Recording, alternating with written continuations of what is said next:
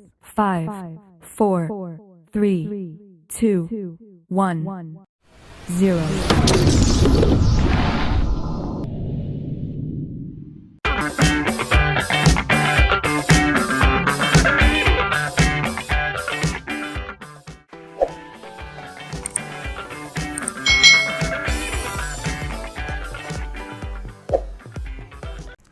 Hai hai hai, selamat datang di channel YouTube Kak Citra.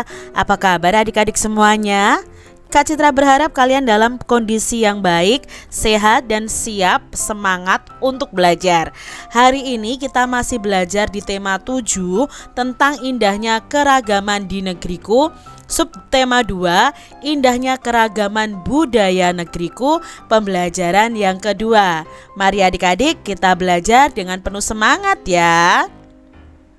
Salah satu keragaman budaya di Indonesia adalah tarian. Apa tarian khas dari suku bangsamu?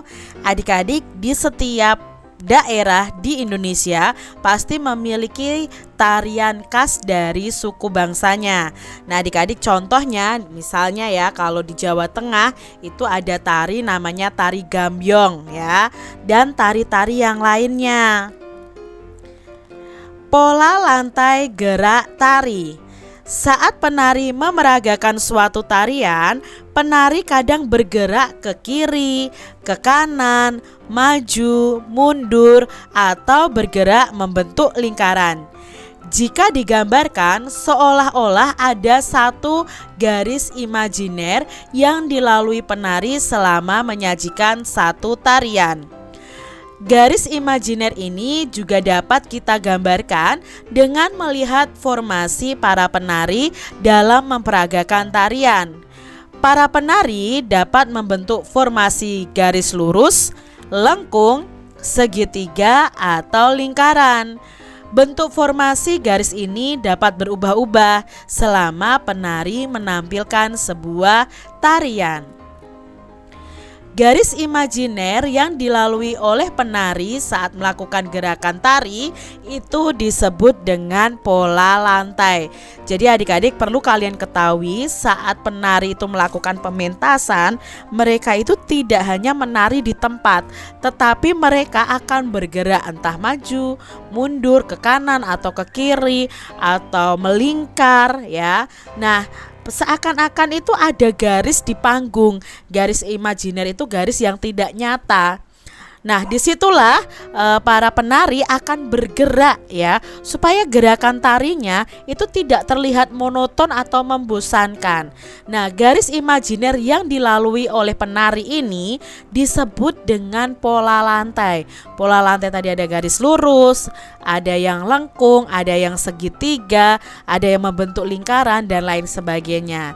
Nah pola lantai juga merupakan garis imajiner yang dibuat oleh formasi penari kelompok. Secara umum, pola lantai berupa garis lurus atau garis lengkung. Bentuk pola garis lurus dapat dikembangkan menjadi berbagai pola lantai, misalnya horizontal, diagonal, garis lurus ke depan, zigzag, segitiga, segi empat, dan segi lima. Bentuk pola garis lengkung dapat dikembangkan menjadi berbagai pola lantai juga, di antaranya lingkaran, angka 8, garis lengkung ke depan, dan garis lengkung ke belakang. Mari kita perhatikan gambar-gambar berikut ini tentang pola lantai pada formasi penari. Adik-adik perhatikan bentuk pola lantai dari gerak yang dilalui penari. Yang A ini penari bergerak melalui garis lurus ke depan. Jadi dari belakang ke depan itu penari melakukan garis lurus ke depan. Lalu kalau penari dari tengah ke samping, kanan atau ke samping kiri ya, serong ini ya, ini namanya garis diagonal, pola lantai diagonal. Jika penarinya itu lurus ke samping adik-adik, itu berarti pola lantainya adalah garis horizontal. Kalau kembali lagi seperti ini seperti ini adik-adik ya. Yang gambar D ini juga seperti B. Ini adalah garis diagonal. Nah, ini juga sama seperti A. Ya, penari bergerak melalui garis lurus ke depan. Kalau yang ini adalah penari bergerak melalui garis lingkaran. Jadi ini pola lantai lingkaran adik-adik. Berikutnya ada formasi penari membentuk lantai diagonal. Ini khusus untuk penari kelompok. Kalau ini tadi kan penari perorangan adik-adik. Ini penari kelompok ya, formasi penari kelompok. Kalau bentuknya penari seperti ini, diumpamakan yang lingkaran ini adalah penari, itu berarti mereka posisinya adalah pola lantai diagonal. Kalau posisinya seperti ini, depan 1, tengah 2 ya, tapi agak melebar, belakang 2, ini berarti pola lantai segi 5. Kalau seperti ini ya, formasinya lurus dari depan ke belakang, itu berarti pola lantai garis lurus ke depan, atau bisa juga disebut dengan vertikal ya. Kalau bentuknya seperti Z ini penarinya ya, seperti ini adik-adik, ini membentuk pola lantai zigzag. Kalau penarinya ini ya, ada 5 orang itu bergerak melingkar seperti ini, berarti pola lantainya adalah pola lantai lingkaran. Kalau seperti ini, yang F ini sama dengan A, ini diagonal. Itu tadi macam-macam pola lantai. Nah, tari legong ini pola lantainya adalah pola lantai garis lingkaran adik-adik. Tari saman itu lebih kepada garis lurus ke samping atau horizontal, pola garis horizontal. Di sini kita bisa menggambarkan pola lantai dari kedua tarian di atas tadi.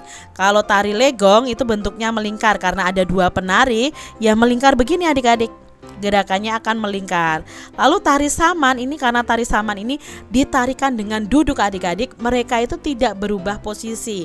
Nah, tari saman ini pola lantainya itu adalah garis horizontal ya, seperti ini. Jadi ada 5 penari. Ini adalah pola lantainya. Adik-adik, kalian telah membaca teks listrik statis dan dinamis pada pembelajaran sebelumnya. Pengetahuan apa yang kalian dapat dari teks tersebut dan contoh lain apa saja tentang gejala listrik statis? Yuk kita ingat-ingat kembali tentang listrik statis dan listrik dinamis. Ya, muatan listrik yang terkandung pada penggaris plastik setelah digosokkan pada rambut tidak mengalir, sehingga disebut dengan listrik diam atau listrik statis ya. Gaya listrik statis ini bersifatnya sementara. Selama potongan kertas ini menempel pada penggaris plastik, terjadi perpindahan muatan listrik. Nah, setelah muatan listrik pada potongan kertas dan penggaris itu sama, kedua benda ini akan saling menolak dan melepaskan diri. Akibatnya potongan-potongan kertas akan terlepas dari penggaris plastiknya. Jika ada listrik statis, ada pula listrik dinamis. Nah, pada listrik dinamis itu terjadi aliran muatan listrik. Listrik dinamis itu dapat diamati dari kegiatan mematikan dan menyalakan lampu dengan menekan saklar. Nah, saat saklar ditekan dan lampu menyala, artinya pada saat itu terjadi aliran listrik. Sebaliknya, saat saklar ditekan dan lampunya mati, artinya tidak terjadi aliran listrik. Jadi adik-adik, apa itu listrik statis dan listrik dinamis? Listrik statis itu adalah listrik yang tidak mengalir atau tetap atau diam dan perpindahan arusnya sangat terbatas. Sedangkan listrik dinamis adalah listrik yang selalu bergerak atau mengalir. Carilah contoh lain yang menunjukkan gejala listrik statis. Kak Cita di sini akan sebutkan contoh-contoh listrik statis adalah terbentuknya petir saat hujan, adanya gosokan kain sutra dengan kaca yang bisa menarik potongan kertas juga adik-adik, lalu gosokan batang plastik dengan kain wol, itu juga akan terjadi listrik statis. Tangan didekatkan dengan layar televisi, itu juga akan terjadi listrik statis. Saat menyisir rambut, kadang rambut kita akan terbawa berdiri dengan sendirinya seiring dengan gerakan sisir, ini juga listrik statis. Lalu debu yang tertempel pada layar TV, itu juga karena adanya listrik statis. Nah, ini tadi ya contoh-contoh listrik statis yang lainnya.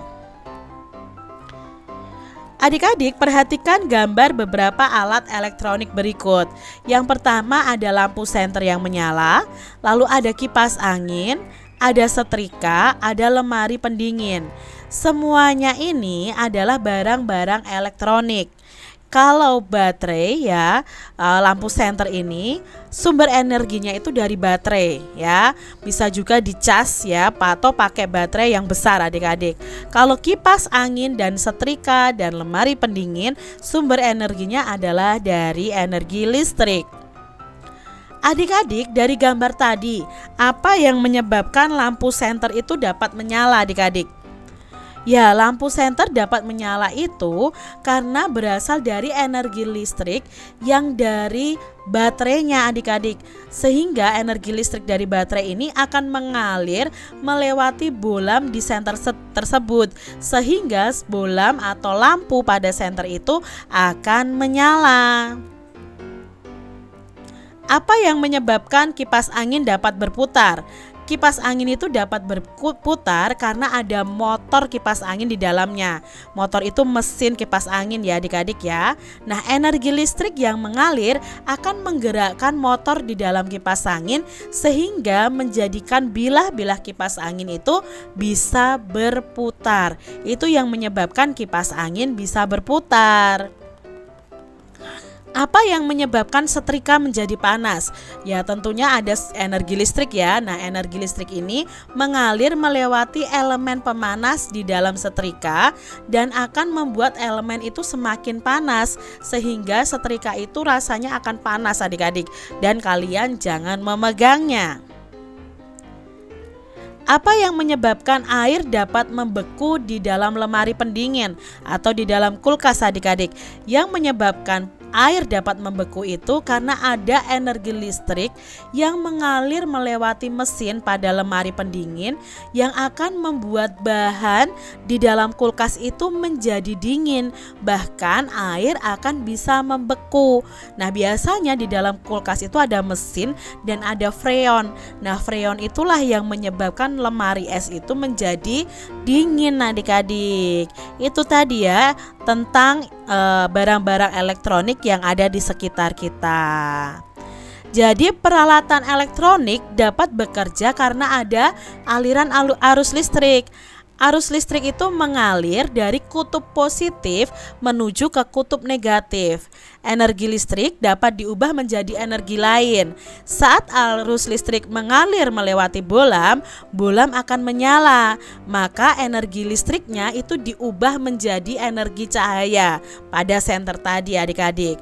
Berikutnya pada kipas angin. Nah, energi listrik ternyata dapat diubah menjadi energi gerak. Saat arus listrik mengalir melewati motor di dalam kipas angin, motornya akan berputar dan menggerakkan bilah-bilah kipas angin tersebut.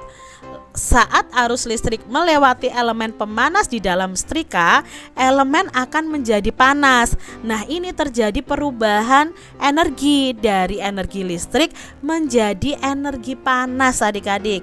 Contohnya yang lain adalah pada rice cooker ya, lalu pada oven itu juga dari energi listrik menjadi energi panas. Pada lemari pendingin, arus listrik akan memutar motor pada mesin lemari pendingin dan membuat bahan pendinginnya jadi bekerja, freonnya jadi bekerja adik-adik. Dari sini kita sudah mengetahui bahwa energi listrik itu bisa berubah menjadi energi cahaya ya. Contohnya adalah lampu senter, lampu di sekitar kita. Lalu energi listrik itu bisa diubah menjadi energi gerak. Contohnya adalah kipas angin. Dan energi listrik itu bisa diubah menjadi energi panas. Contohnya setrika, solder, dan lain sebagainya. Saat ini alat elektronik itu menjadi kebutuhan manusia adik-adik, karena itu sangat mempermudah kehidupan kita. Di rumah dan di sekolahmu tentu kalian menggunakan berbagai macam alat elektronik. Tuliskan peralatan elektronik yang kamu ketahui beserta fungsinya. Nah, di sini Kak Citra menyebutkan 10 alat elektronik dan fungsinya. Misalnya lampu, ya jelas untuk penerangan. Televisi, ya untuk media informasi dan hiburan. Kalau televisi ini adik-adik dari energi listrik diubah menjadi energi cahaya, energi panas, dan energi suara, ya, energi bunyi. Nah, itu kalau televisi. Radio misalnya, radio ini fungsinya untuk kita mendengarkan informasi dan hiburan. Nah, radio ini dari energi listrik diubah menjadi energi suara atau energi bunyi. Berikutnya ada telepon genggam. Nah, telepon genggam ini kegunaannya ya sebagai alat komunikasi dan hiburan. Lalu ada kulkas, itu sebagai alat pendingin makanan dan minuman. Ada AC. AC itu gunanya untuk apa? Oh, untuk alat pendingin ruangan. Lalu ada kipas angin, itu juga untuk pendingin ruangan atau penyejuk ruangan. Ada vacuum cleaner. Nah, vacuum cleaner ini untuk alat pembersih debu dan kotoran. Lalu ada setrika. Setrika itu alat merapikan pakaian. Berikutnya ada blender. Nah, blender ini gunanya untuk menghaluskan bahan makanan. Kalian bisa menyebutkan alat elektronik yang lainnya yang belum Kak Citra sebutkan. Demikian tadi adik-adik pembahasan kita di tema 7 subtema 2 pembelajaran yang kedua. Semoga video pembelajaran ini bermanfaat untuk adik-adik semuanya, dan sampai jumpa lagi di video pembelajaran Kak Citra selanjutnya. Tuhan memberkati. Jangan lupa tekan tombol subscribe, lalu tekan loncengnya, tekan juga tombol like, lalu share ke media sosial kalian. Jangan lupa untuk ikuti media sosial Kak Citra. Terima kasih.